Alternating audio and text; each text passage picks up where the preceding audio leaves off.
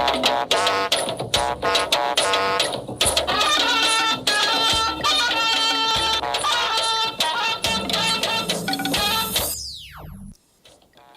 value of Nigeria's gas asset, President Tinubu set to inaugurate critical gas infrastructure. How are Nigerian journalists tackling the impact of climate change as the world commemorates Press Freedom Day? Without a free and independent press, we cannot hope to address the complex environmental challenges that we face. And federal government embarks on school census to develop a functional education system. It's not just knowing their number, but those of them who are struggling, who are not in school. If a child is not in school, why? A warm welcome to NTA Network News. I am Lamia Ali. We shall, in the course of the bulletin, join Adeola Kameakere, who is reading from Lagos. And with me here in the studio is Benny Adams, who will be bringing the bits on business. Now we begin with gas infrastructure. In line with his commitments to leverage gas to grow the economy, President Bola Tinubu will inaugurate 3 critical gas infrastructure of the Nigerian National Petroleum Company Limited and partners. The project supports efforts to grow value from the nation's gas assets while eliminating gas flaring. The delivery of the projects was accelerated as the inception of this administration to deepen domestic gas supply as a critical enabler for economic prosperity. The projects lined up for inauguration are AHL Gas Processing Plant 2, Ano Gas Processing Plant, and Ano OB3 CTMS Gas Pipeline projects. They are expected to increase gas supply to the domestic market, create a better investments climate, and promote balanced economic growth. More mobile substations acquired under the federal government Siemens deal are being installed in parts of the country to boost the wheeling capacity of the transmission network. Minister of Power Adebayo Adelabu, who inaugurated the mobile substations in Lagos and Birnin Kebbi, says the infrastructure stands as a beacon of hope for businesses and households towards achieving uninterrupted power supply. The 2 substations installed have total wheeling capacity of 123 megawatts, which is expected to enhance electricity supply. The minister describes the project as a testament to the renewed hope agenda of President Bola Tinubu in accelerating the delivery of Siemens project, thereby transforming the power sector. Adelabu implores Nigerians to safeguard the infrastructure against vandalism, as success of government interventions in the sector is hinged on collective responsibility. Now, in light of what many describe as massive and rapid infrastructural development in the Federal Capital Territory, correspondent Kama Kama in this report brings us reactions to efforts by the Minister of the FCT, Nyesom Wike, to complete abandoned and delayed infrastructural projects in the Federal Capital Territory. Here is the report. If you have been around the capital city recently, you can't help but notice the significant changes taking place in the realm of road rehabilitation, construction, and project continuations. It's like a breath of fresh air, with projects that once seemed impossible now being effortlessly completed. This progress can be attributed to the new administration under the leadership of the FCT Minister Nyesom Wike, with a mission to change the infrastructural narrative of the FCT. Obviously, anybody entering Abuja since 2024, we also obviously observe that there are a lot of changes, a lot of roads, even roads that come across Wuse Zone 4, Wuse Zone 3, Area 8. We have observed that there are a lot of massive changes. Road is good. You do everywhere. Road good. The bridge, everywhere is good. Don't hold up again. He's doing a wonderful job in FCT. The momentum is building and the future is looking brighter than ever for the FCT. This has been a special report on the remarkable progress in completing abandoned and prolonged infrastructural projects in the Federal Capital Territory. Kama, NTA News. The federal government pledges unwavering commitment to protecting the rights of journalists in ensuring their safety and security, as well as unfettered access to information. This is from the Minister of Information and National Orientation, Mohammed Idris, during a press briefing to commemorate the 2024 World Press Freedom Day in Abuja. Salihu Gwanara reports. Please state your name. The theme of this year's commemoration of the World Press Freedom Day is a press for the planet, journalism in the face of the environmental crisis. This is the reason for the presence of Ishaku Salako, Minister of State Environment, joining the Minister of Information and National Orientation, Mohammed Idris. In line with the global campaign to save the environment, stakeholders and experts are looking inward and diversifying search for solutions. Journalists are therefore identified as the right people needed to join efforts to mitigate the menace of environmental challenges. Without a free and independent press, we cannot hope to address the complex environmental challenges that we face. Disinformation and misinformation undermine public understanding of environmental issues and hinder our ability to take meaningful action.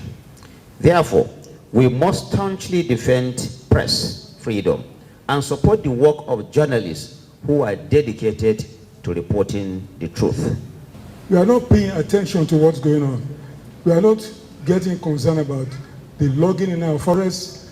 I come from a rainforest region in the southwest, and I say when I go around and I don't see the trees anymore.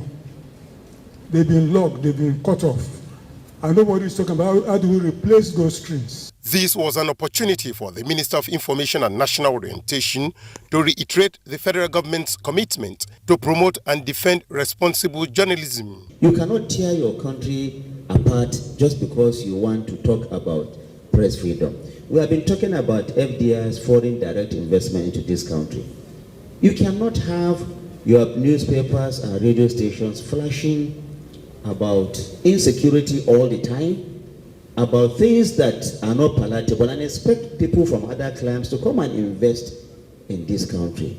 World Press Freedom Day is celebrated globally to, among others, highlight the pivotal role of the essential service providers. In Abuja, Saliu Gwanara, NTA News. Humanity faces one of the greatest threats to existence, but commitment towards the preservation of planet Earth portrays hope for survival. And so the theme for this year's Press Day, a press for the planet, journalism in the face of environmental crisis, does not only speak to the ravaging impacts of climate change, but the role journalists can play in awareness creation and finding solutions. Charles Alpha reports. Journalists play a pivotal role in advancing environmental agenda, serving as catalyst for change, watchdog for accountability, and a voice for the voiceless through investigative reportage, insightful analysis, and compelling storylines. It is believed that when these qualities are allowed, it can advance pressing issues for environmental crisis and inspire action towards positive change. This and many more inform the push for the freedom of the press.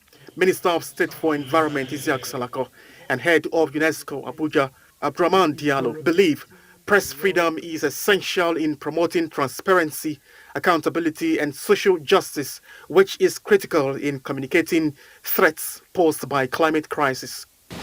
As we commemorate World Press Day Freedom, I call on all of us to reaffirm our commitment to the principles of a free and independent press, a sine qua non for effective climate journalism. It is a day which celebrates the fundamental principles of press freedom, to evaluate press freedom around the world, to defend the media from attacks. A study by UNESCO published this month shows that 70% of environmental reporters have been the victims of attacks, threats, or pressure because of their work. Charles Alpha, NTA News. And the House of Representatives has pledged its support for press freedom, acknowledging the Nigerian media as one of the most vibrant institutions in the country. In a statement commemorating this year's World Press Freedom Day, spokesman of the House, Akin Rotimi, says the Green Chamber will champion legislation towards reviewing laws and practices that restrict press freedom and the ability of the media to carry out their constitutional role. The House calls on journalists and media practitioners in the country to uphold responsible use of the digital media and pursue fact-based journalism to help protect democracy in Nigeria.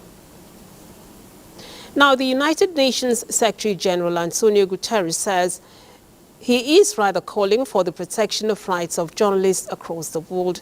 In a message to mark Press Freedom Day, Guterres says the United Nations acknowledges the efforts of journalists in holding the government to account. The United Nations recognizes the invaluable work of journalists and media professionals to ensure that the public is informed and engaged. Without facts, we cannot fight mis and disinformation. Without accountability, we will not have strong policies in place. Without press freedom, we won't have any freedom. A free press is not a choice, but a necessity. Our World Press Freedom Day is very important. And so I call on governments, the private sector, and civil society to join us in reaffirming our commitment to safeguarding press freedom and the rights of journalists and media professionals around the world. The UN chief stressed that journalists and media workers have a key role in informing and educating the public about the world's current environmental and climate emergency, which stands as a threat to future generations. Now, joining us via Zoom tonight is the National Secretary of the Nigeria Union of Journalists, Achike Chude, to continue the conversation. Achike, thank you for joining us. All right, we seem to have some issues connecting with Achike, but I have with me in the studio Mr. Pat Agambu. You're welcome to the Network News. Now, we will be discussing issues of press freedom in Nigeria as it relates to climate change and sustainable developments. Now, one of the critical points of reportage in any society is holding the government to account. How are we doing in this regard here in Nigeria? Yeah, thank you. Nigerian media is one of the most vibrant media in the whole world. If we go back to the days from the military era to this period, the media has played a very critical role in making government to be accountable and transparent. The greatest, or let's say the biggest heroes of the democracy Nigeria enjoys today is the media that played a lot role in ensuring that pressure was boosted and people are informed of what is happening. With the advent of the new media, a new wave of journalism started in the country with quicker reportage and though some of them not well confirmed reports are being churned out every now and then. But by and large, Nigerian media is one of the leading institutions in the country that is making sure that the country still remains moving as it is today. Now, looking at the theme of this year's Press Freedom Day, which is tied to environmental sustainability, how well is the campaign going, considering the climate change that is upon us when you look at the flooding, global warming, droughts, and so many issues that have come up as a result of climate change? Yeah, I think that's, I must say that it's very, very timely that this is the theme for this year's celebration. Nigeria has not played, the media in Nigeria has not played a leading role in that regard because of they need a direction The Nigerian environmental policy have not been able to co-opt the media into disseminating the situation, the current situation in Nigeria today. And thereby, media lacks the proper information they require to be able to properly inform the people. And yes, some media organizations and some individuals have taken issues of environment reportage more seriously than the rest. But I think that it's something that we must take more seriously than it is today.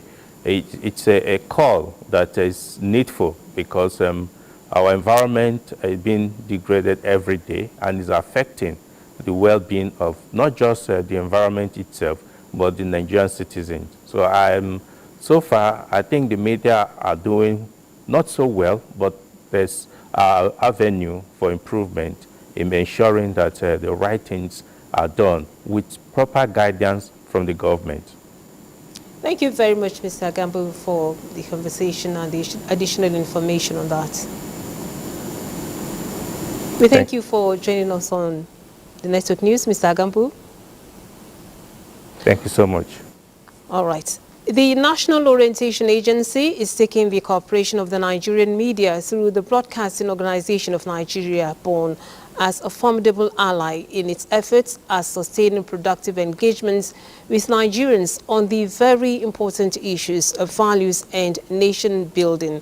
Tope Alabi reports that this was at a meeting in Abuja. In recognition of the vital role the media plays in today's world, this meeting between the Director General, National Orientation Agency, Lanre Issa Onilu, and the Broadcasting Organizations of Nigeria, BORN, under the chairmanship of NTA's Director General, Salihu Abdulhamid Dembos, seeks to mobilize Nigerians for positive attitudinal change necessary for the growth and development of the country. And for BORN, it is to move towards a new vista of repositioning the broadcast ecosystem for Noah's campaigns to implement federal government's comprehensive national value reorientation for a greater Nigeria. Basically, I think what we are out to achieve is to see how we can make Nigeria a better place for all Nigerians.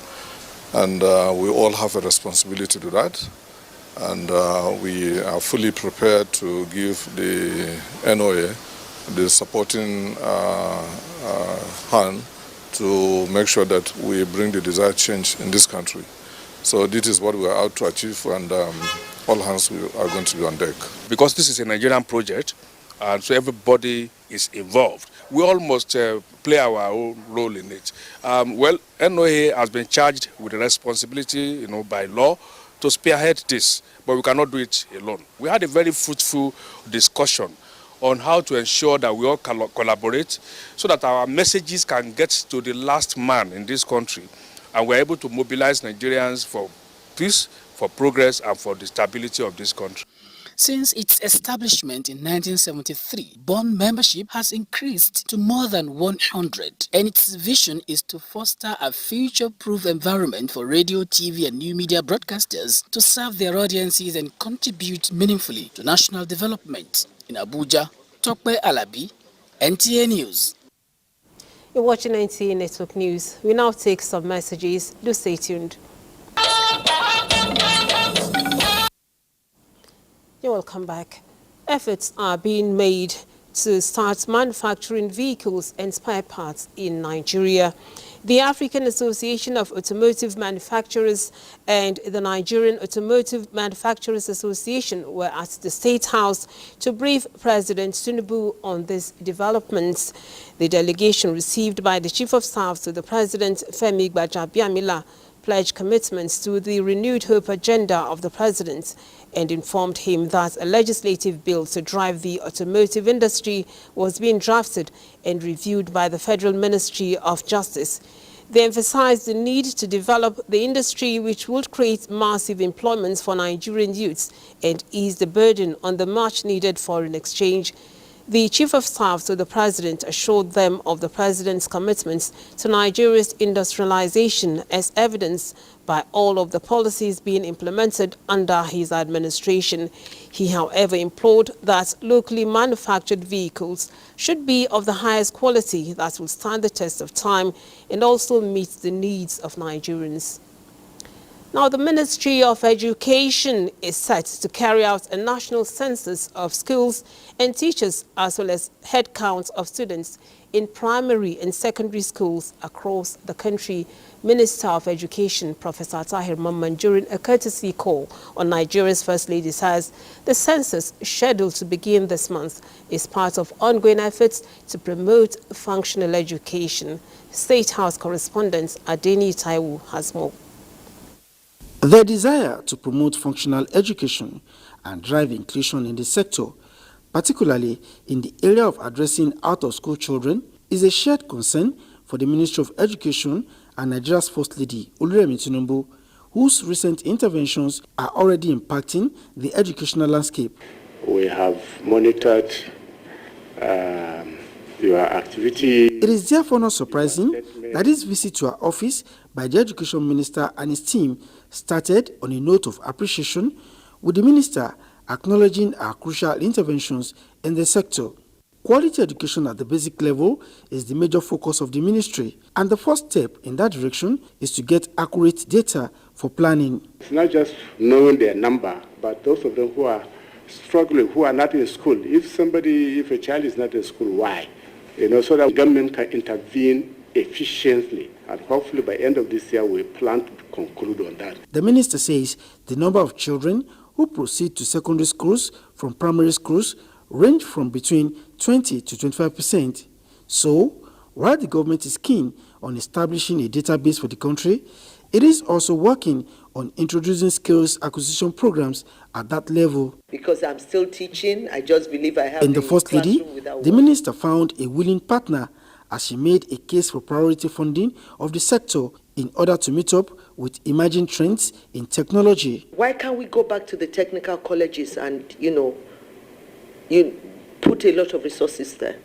Because after primary school or high school, we make provision for that. They can go straight to technical colleges and they can get their diplomas. And also introduce cafeteria where they can buy food and government can supplement. We can do a lot of innovation when it gets to that. Food can attract children to go to school. To further push the interest of Nigerians in taking up courses in the sector, the minister presented 1,000 slots of scholarship for education programs and another 100 in general courses to the Renewed Hope initiative. In the State House, Adeni Taiwo, NTA News. Now to security matters. On July 6, 2022, Nigeria joined 66 other countries, signed and ratified the Budapest Convention on Cybercrime to enhance international cooperation, providing a common platform and procedural tools for efficient and safe cyberspace. A statement by Zakari Mijinyawa, Head Strategic Communication, Office of the National Security Advisor, further emphasized that the resolutions reached during the high-level African International Counter-Terrorism meeting, which held in Abuja on April 2022, called for the improved deployment of greater support and resources towards strengthening cybersecurity activities in Africa and taking concrete steps to prevent the use of social media and other platforms by terrorists and organized criminal groups. The Office of the National Security Advisor has called for the full implementation of the Cybercrimes Amendment Act 2024, including the operationalization of the National Cybersecurity Fund by all regulators and businesses specified in the second schedule of the Act. And the Nigerian Air Force has been commended by Kano State Governor Abba Kabir Yusuf for improving synergy with other security forces to keep the peace. This follows a working visit to the state by the Chief of the Air Staff, Air Marshal Hassan Abubakar, who paid a courtesy call on the governor. Hailing officers and men of the NAV 455 base services as being part of the success story, Governor Yusuf appreciated the role of NAV as part of the joint task force containing the security challenges of insurgency, terrorism, kidnapping and banditry, pledging to always support the synergistic of efforts between the NAF and sister agencies. Air Marshal Abubakar also paid a courtesy call on the Emir of Kano, His Royal Highness Alhaji Aminu Ado Bayero, who says that he has maintained keen interest in the monumental strides of the North in curtailing the activities of criminal elements in the entire country through the effective utilization of air power. The 10th Africa Working Group Summit on Cybercrime for Heads of Units in Abuja has tasked member countries to continue working with relevant judicial bodies to ratify cybercrime conventions and legislations. This is a major requirement to match evolving cyber threats and effectively prosecuting the technologically advanced electronic criminals. Francis Form has the story. The heads of units of the Interpol Africa working groups have been in Abuja in the last 5 days, brainstorming on ways of combating the surge of cybercrime, posing a significant threat to human societies, economies, and security. The summit made far-reaching resolution at the end of the 5 days extensive roundtable. Additionally, Interpol should explore ways to ensure that technology companies provide platforms or solutions for cybercrime investigation fully support African countries. Minister of State for Police Affairs, Iman Ibrahim Suleiman says, government of Nigeria is fully committed to reforming the police force, recognizing that cybersecurity is an integral component of the national security agenda. We have a clear appreciation that collaboration is key in our fight against cybercrime. No single country can tackle this challenge alone. We must strengthen our partnerships, share intelligence, knowledge, and best practices, and coordinate our efforts to address the transitional nature of cyber threats. For the trust and confidence you have placed in me to lead this esteemed group.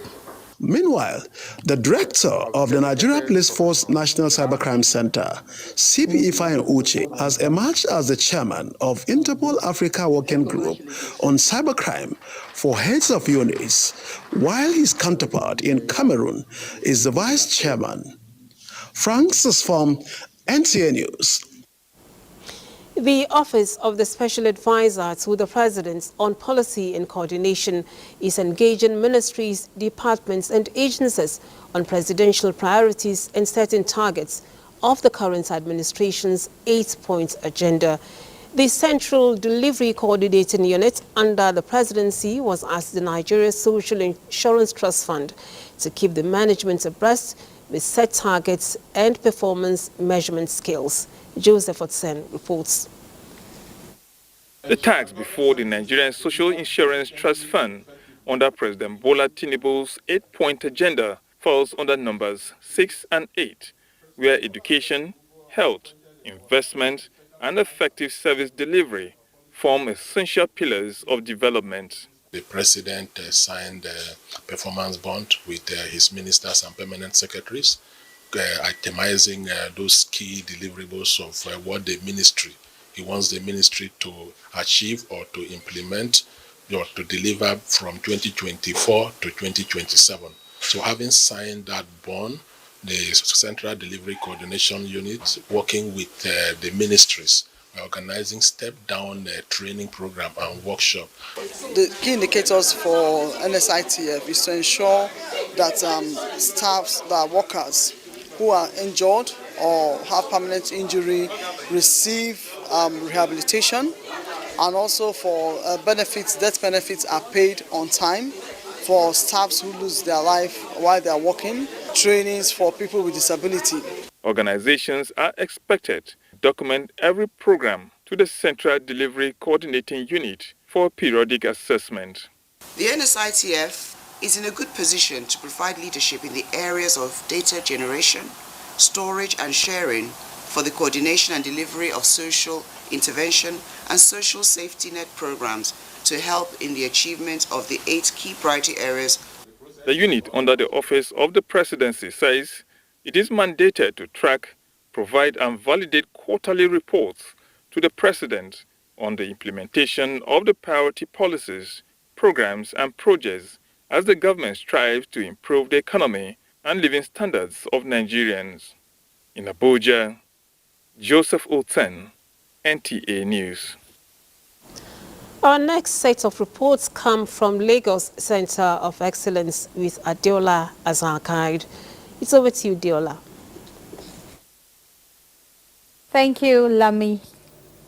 Journalists in Nigeria are conversing for maximum protection against hostility attacks and threats to life meted out on practitioners, especially from members of the public and sometimes major actors in the state who are perceived to be docile in the face of opposing forces against freedom of press. Amaka Owo has that report.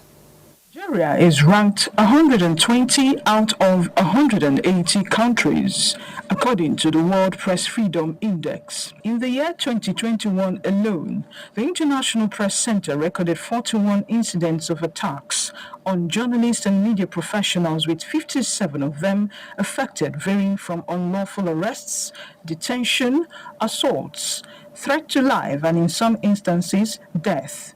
These challenges hinder the freedom of the press, which is meant to be the bedrock of a progressive society. So we cannot separate press freedom from development, because the press needs to be free enough, independent enough to air the view of the society, beam searchlight on what government is doing, and create the bridge between the electorate and the leaders. This video is a minor reflection of what men of the fourth estate of the realm face in the course of carrying out their duty. It's the government that should lay down the marker to say we are a democracy. We will let journalists operate with unfettered restriction. This year's theme is focusing on press for the planet, journalism in the face of environmental crisis. Focus on the environment is very apt for sub-Saharan Africa, for Nigeria particularly, and for developing nations, as the case may be. You use the journalist to stabilize, to get information about everything that has to do with governance. So you should also find a way of ensuring that they are taking care of, most especially, their welfare. The World Press Freedom Day goes beyond beaming such light and curbing persecution of journalists, promoting press freedom, to celebrating the bravery of journalists. In Lagos, Amaka O, NTA News. Following the demolition of makeshift rooms illegally constructed under the Dolphin Estate Bridge in Ikoyi by the Lagos State Ministry of Environment, the State Building Control Agency has warned that conversion of public space to makeshift accommodation and other actions that constitute a threat to the environment and security of a state will not be allowed to rear its ugly head again in any part of the state. Joel Popola reports that some of the illegal occupants are still evacuating their belongings. No one will ever imagine that there are people who will pay to reside under the bridge in Lagos.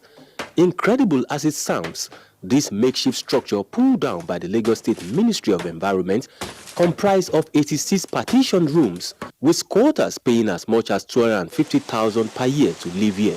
This discovery has sparked curiosity, with many wondering who could have authorized the occupants to live under the bridge in a highbrow area like Ikoyi, oblivious of the consequences of their actions, which could expose critical public infrastructure to risk of damage. Days after the demolition, some of the occupants are yet to pack their belongings, with remains of the makeshift structure still noticeable under the bridge and surrounding areas. And I am here to see the situation, and the big question is, why will someone pay 250,000 naira just to sleep under the bridge? Because once it's closer to their business place or their working place, and it means for transport. So they see that an advantage for them to be closer to their working place. In life, you have to understand that you must, as long as you are living, you must face challenges. The Lagos State Waste Management Authority are also on ground to ensure that the area is completely cleaned of the debris. Reacting to the incident, the Lagos State Building Control Agency say stringent punitive measures will be taken against those who abuse public infrastructure in the state. See, this thing is not all about government. It's about you and I. Somebody is building bad, in your neighborhood, and you kept quiet. Is it the GM that is in Ikeja that will come to Island and supervise? The first point of call, the first responders are the people that are living nearby. It's an ongoing investigation, but everywhere under the bridge was demolished, and the people that were there were also dislodged, and the person that created that place and was receiving rent from them is also being investigated. For now, the tentacles of security agencies are more active to unravel such hideouts in the states. In Lagos, Joel Bukbola, NTA News. And those are the reports from Lagos. The news will continue back in Abuja after this break. Please stay with us. You're on to the network service of the NTA, and it's that time to talk business. Global intellectual property value reached $73 trillion in 2023, but 75% of the world's intangible assets are still missing from the balance sheets, a situation the WTO and partners are working to salvage. The IP system exists to promote the mutual interests of both producers and users of technological knowledge in a way that promotes social and economic welfare and that balances rights with obligations. This idea resonates today as we consider the potential contribution of the IP system to the economic, environmental, and social equity objectives set out in the SDGs. And hopefully, this will lead to an innovation landscape that's not only more vibrant, more dynamic, but also more inclusive. IP and trade will become even more interconnected, and so TRIPS will become even more relevant.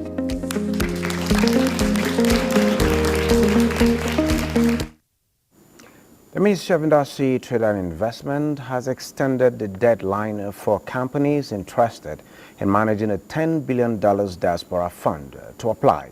The Minister of Industry, Trade and Investment, Doris Uzoka Anite, in a circular says the deadline has been moved from May 6th to 13th, 2024.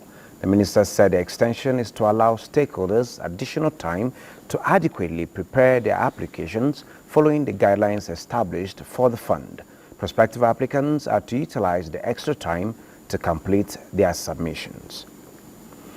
Taking a look at the energy markets, oil prices edged higher on Friday but headed for their steepest weekly loss in 3 months as uncertainty about demand and high interest rates drove a sell-off limited by prospect that OPEC Plus will continue to cap output. Brent crude futures for July rose 31 cents to $83.98 a barrel, while the U.S. West Texas Intermediate crude was up 26 cents to $79.21 per barrel. Both benchmarks are set for weekly losses as investors are concerned higher for longer interest rates will cap economic growth in the U.S., the world's leading oil consumer, as well as in other parts of the world. Taking a look at the markets, investors gained 466.30 billion naira as the oil share index advanced by 0.83% to close at 99,587.25 basis points. And compared with the previous day's gain, 0.55% to close at 98,762.39 basis points. And the total volume traded declined by 32.87% to close at 448.57 million. Talking about total traded, we have Access Core, most traded stock by volume and value with 151.80 million and 2.68 billion units traded. At the close of trading, the market recorded 29 gainers, 20 losers, and 76 equities remained unchanged. Well, that is business news, but it's that time for another break. Staying with NTA, the Nigeria Customs Service has launched the Advanced Ruling System ARS in Abuja in its quest to decongest ports in the country. Comptroller General of the service, Adewale Adeni, is unequivocal that the initiative is another substantial achievement in enhancing trade facilitation. Kunle Adeyeye reports. The advanced ruling system enables importers to obtain binding decisions from Customs Administration on the classification, origin and valuation of goods before importation. Besides this, the Comptroller General is also confident it will help the service realize its projected revenue collection of 5.7 trillion naira for 2024 fiscal year. After exhaustive deliberations with partners in the import trade, the service hinted it will sensitize custom area commands so that everyone can utilize the new mechanism effectively.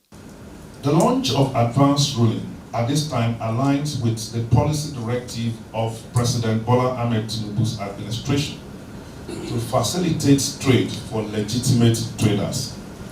This is reflected in the policy advisory document of government, which highlights several achievements, such as the approval to decongest the ports and make them free and accessible for importers and operators. Other partners say the World Customs Organization and the World Trade Organization recognize the importance of advanced ruling system. It would facilitate trade, it will bring clarity and certainty to trade. The service has introduced many policies within the past 10 months to boost trade facilitation. Kunle Adeyeye, NTA News. The federal road safety officials had embarked on a series of rallies at motor parks to sensitize drivers on the dangers of overloading vehicles. Now the results have started showing, as the sector commander, FRSC Kaduna Command Kabir Nadaba says a significant decrease in the rate of accidents along Abuja Kaduna-Kano Highway has been recorded. Muhammad Umar Ajengi reports. Overloading of goods and passengers has been a serious risk, often resulting in accidents. This is why the Federal Road Safety Corps moved to minimize the rate of accident caused by overloading of goods and passengers on the highways. The officials embarked on a sensitization rally at major motor parks across Kaduna State. At the Morabanjos Motor Park along Kaduna-Abuja Highway, the officers engaged the drivers, offering practical tips for safer driving practices, especially avoiding overloading of goods and passengers. If you look at the statistics of crash, happens here in our corridor here in Kaduna, it's so alarming that we don't have any option then to embark on a special operation, directed by the co-marshal Dauda.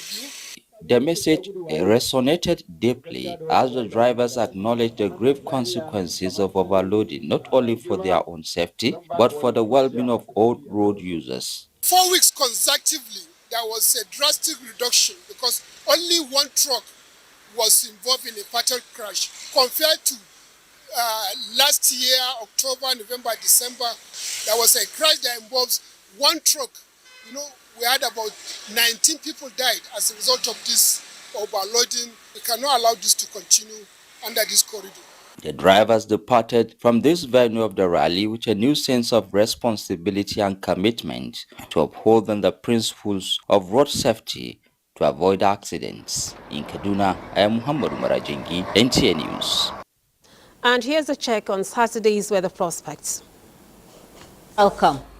Morning thunderstorms are expected across parts of Taraba, Benue, Rivers, Akwa Ibom and Cross River states, leaving the raining parts of the country under cloudy skies with spells of sunshine.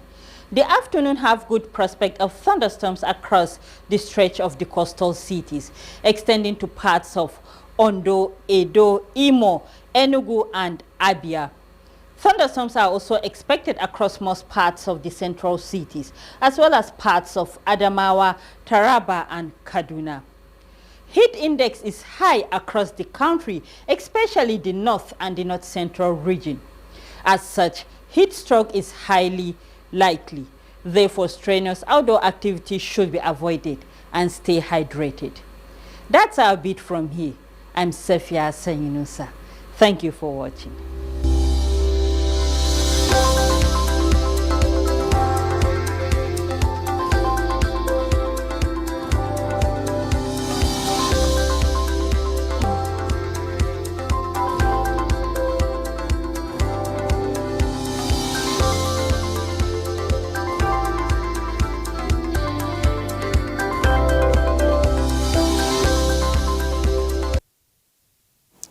And that's Network News for today. We thank you for being there.